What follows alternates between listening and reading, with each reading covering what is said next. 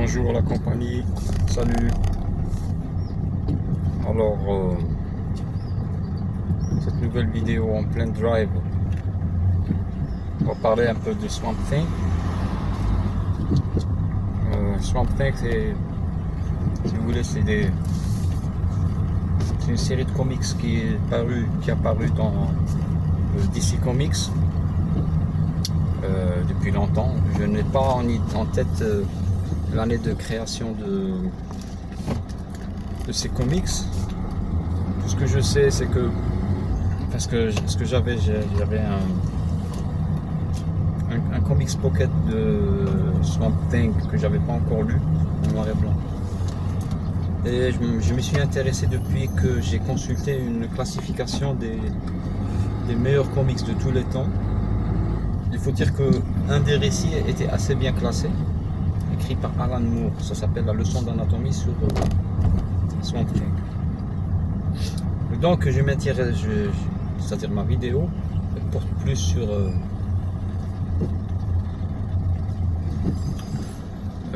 à l'occasion de la sortie de la série de Swamp Thing sur la plateforme DC Universe. Pour ceux qui ne connaissent pas, DC Universe Platform, c'est une sorte de plateforme comme une concurrente c'est comme une sorte de Netflix, mais qui est dédiée aux produits DC.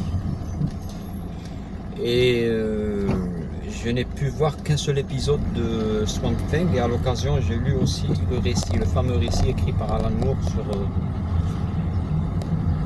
Swamp Thing. Donc le récit quand même il est assez simple, il est très simple, c'est une petite histoire, on ne va pas dire naïve, qui est très intéressante bien sûr. C'est un récit simple qui ne sort pas vraiment de l'ordinaire. Je ne vois pas pourquoi il a été... Ça date, je crois, des années 80, je crois, 85, 86, si ce n'est pas une réédition. Voilà. Et puis, voilà, donc le sujet, il s'intéresse surtout sur le fameux épisode que j'ai pu voir, et après j'ai entendu dire que la série a été annulée à l'issue d'un seul épisode, qui m'a vraiment très étonné, puisque l'épisode m'a vraiment plu. Ça n'avait rien à voir avec le petit récit que j'ai vu, malgré qu'il soit aussi intéressant. L'épisode était très bien réalisé.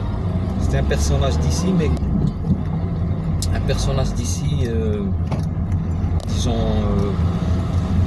de terreur. C'est pas vraiment un super héros. Voilà. Et puis donc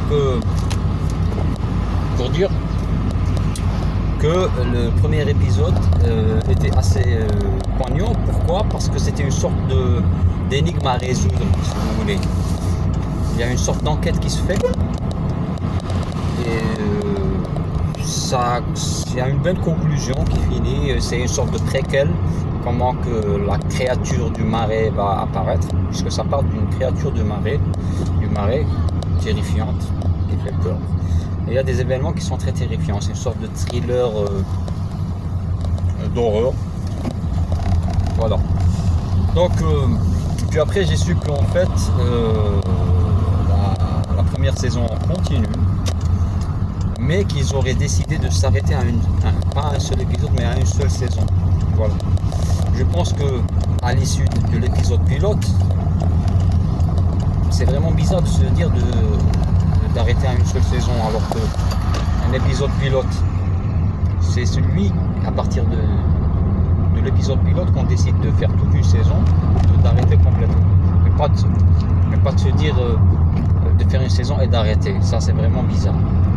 La décision devrait venir à l'issue de la première saison et selon ses audiences. Voilà, c'est tout ce que je voulais dire. Ça, c'est par rapport à ma position. Donc voilà, donc Swamp Thing, c'est quoi? C'est un personnage d'ici d'horreur, qui n'est pas un personnage, qui n'est pas un super-héros, mais qui est très intéressant et qui change par rapport aux super-héros classiques. Voilà tout. Voilà, donc c'est ce que je voulais dire, que ça reste intéressant. Et donc à l'occasion de cette série, j'aurais pu sortir mon ancien Comics Pocket pour lire cette nouvelle, cette graphique nouvelle. Voilà. Et on voit